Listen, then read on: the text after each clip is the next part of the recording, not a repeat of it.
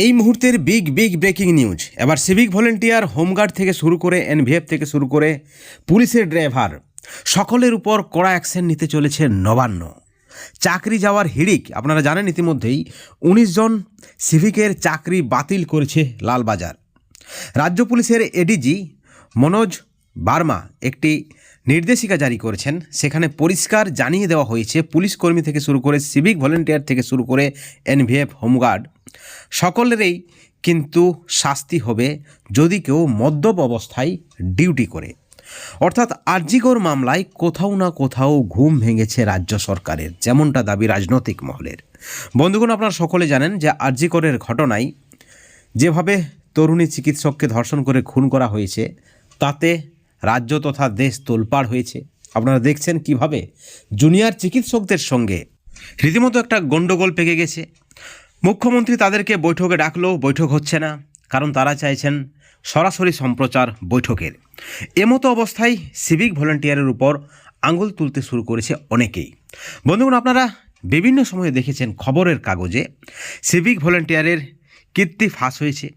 আপনারা দেখেছেন কয়েক বছর আগে শ্যামবাজারে এক সিভিক ভলেন্টিয়ার একজন ব্যক্তিকে শিক্ষা দিতে গিয়ে তার বুকে পা রেখেছিলেন।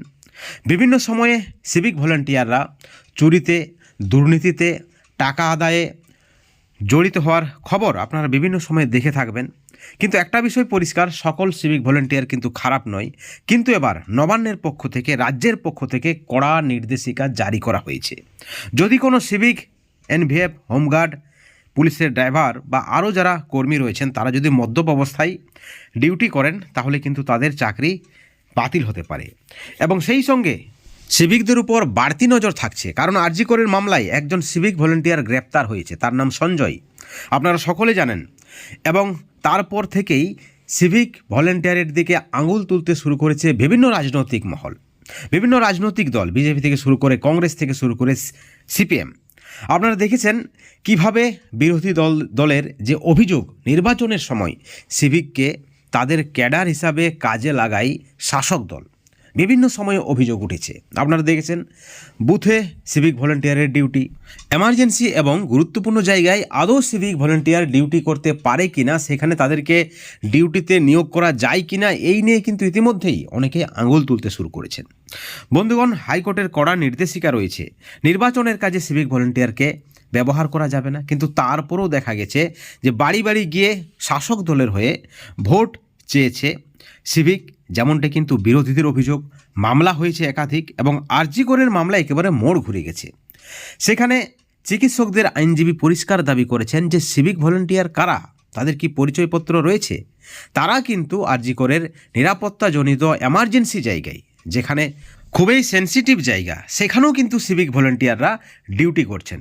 এমন অভিযোগ উঠেছে যে ফরেনসিক ডিপার্টমেন্টে সিভিক ভলেন্টিয়ারের ডিউটি, যেখানে ময়না তদন্ত হচ্ছে, যেখানে তথ্য সংগ্রহ করছে অফিসারেরা, মেডিকেলের অফিসারেরা, সেখানেও সিভিক ভলেন্টিয়ার।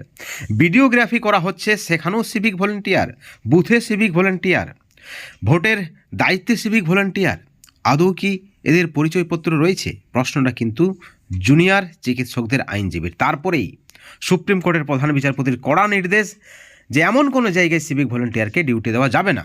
এবং তারপর সিভিক ভলেন্টিয়ারদের মাঝে মধ্যে যে খবর ফাঁস হয়েছে, তাতেই কিন্তু একেবারে নড়ে চড়ে বসেছে নবান্ন, নড়ে চড়ে বসেছে রাজ্য সরকার, যেমনটা কিন্তু দাবি রাজনৈতিক মহলের। এবার শুরু হচ্ছে যে কোথাও যদি মিসকন্ডাক্টের তথ্য মিলে, কোনো সিভিক ভলেন্টিয়ারের বিরুদ্ধে নির্দিষ্ট কোনো অভিযোগ থাকে, তাহলে কিন্তু চাকরি বাতিল ছাড়ার কোনো উপায় নেই, এই মুহূর্তের পরিস্থিতি যেটা বলছে। বন্ধুগণ, প্রশ্ন উঠেছে কিভাবে পুলিশের ওয়েলফেয়ার কমিটিতে সিভিক সঞ্জয় স্থান পেয়েছে। প্রশ্ন উঠেছে এক ব্যক্তিকে শিক্ষা দিতে যেমন বুকে পা রাখছে সিভিক ভলেন্টিয়ার, সেখানেও প্রশ্ন উঠেছে যে সিভিক ভলেন্টিয়ার এতটা অধিকার বা এতটা ক্ষমতা পায় কোথা থেকে। অর্থাৎ কোথাও না কোথাও তাদেরকে যেভাবে ব্যবহার করছে রাজ্য সরকার ভোট ব্যাংকের কারণে, যেমনটা কিন্তু অভিযোগ মাঝে মধ্যেই, এই অভিযোগটা কিন্তু করেছে শুভেন্দু অধিকারী, আপনারা দেখেছেন। এবার আরজিকরের ঘটনায় নড়ে চড়ে বসেছে। পুলিশের দাবি সিভিকের জন্য তাদের যে ইমেজ, সেই ইমেজ যাতে খারাপ না হয়, জনসাধারণের কাছে একটা খারাপ বার্তা না যায়, তার জন্যই আবার কিন্তু সিভিক ভলেন্টিয়ার থেকে শুরু করে এনভিএফ থেকে শুরু করে হোমগার্ড থেকে শুরু করে পুলিশের যারা গাড়ি ড্রাইভার তাদের উপর কিন্তু কড়া নজর রাখছে রাজ্য পুলিশ। রাজ্য পুলিশের এডিজি মনোজ বার্মা একটি নির্দেশিকা জারি করেছে। সেখানে কিন্তু এই ধরনের কোনো যদি দোষ বা কোনো তথ্য থাকে তাহলে কিন্তু সেই সকল কর্মীদের বিরুদ্ধে কড়া অ্যাকশন নেওয়া হবে। ইতিমধ্যেই কিন্তু সিভিকদের চাকরি যাওয়ার হিড়িক শুরু হয়ে গিয়েছে এবং এই সিভিকরা শাসক দলের অনুগামী অনেকেই মনে করেন। কারণ দেখেছেন আপনারা, সিভিকরা শাসক দলের বিরুদ্ধে প্রতিবাদ করতে পারে না, প্রতিবাদ করার তাদের সাহস নেই, কারণ পুরো কন্ট্রোলটা কিন্তু রয়েছে শাসক দলের মধ্যে। সিভিকের যেভাবে নিয়োগ নিয়ে প্রশ্ন উঠেছে। ইতিমধ্যেই কিন্তু 45 দিনের একটি ট্রেনিংয়ের ব্যবস্থা করেছে রাজ্য সরকার।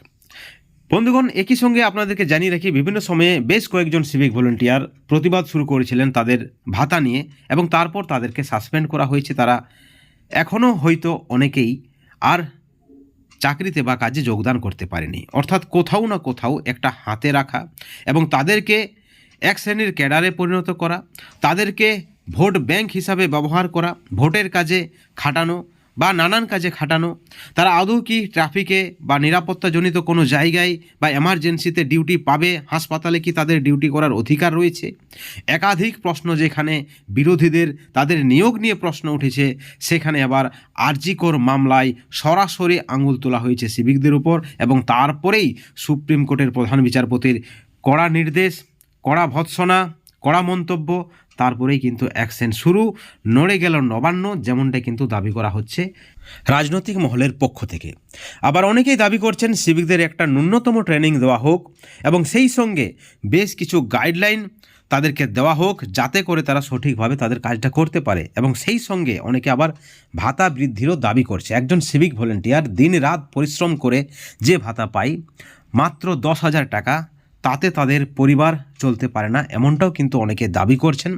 কিন্তু দেখার বিষয় এই সিভিক ভলেন্টিয়ারদের নিয়ে আবার রাজ্য সরকারের কি পরিকল্পনা থাকে। কারণ বিভিন্ন সময়ে বিভিন্ন কাণ্ডে সিভিক ভলেন্টিয়াররা জড়িয়ে যাচ্ছে, তাতে কিন্তু পুলিশেরও ইমেজ খারাপ হচ্ছে এবং রাজ্য সরকারের টনক নড়েছে এই বিষয়ে পরিষ্কার আরজিকর কাণ্ডে সিভিক ভলেন্টিয়ারের ভূমিকা নিয়ে। বন্ধুগণ, এই ভিডিওর পরিপ্রেক্ষিতে আপনাদের মতামত কী, আপনাদের প্রতিক্রিয়া কী?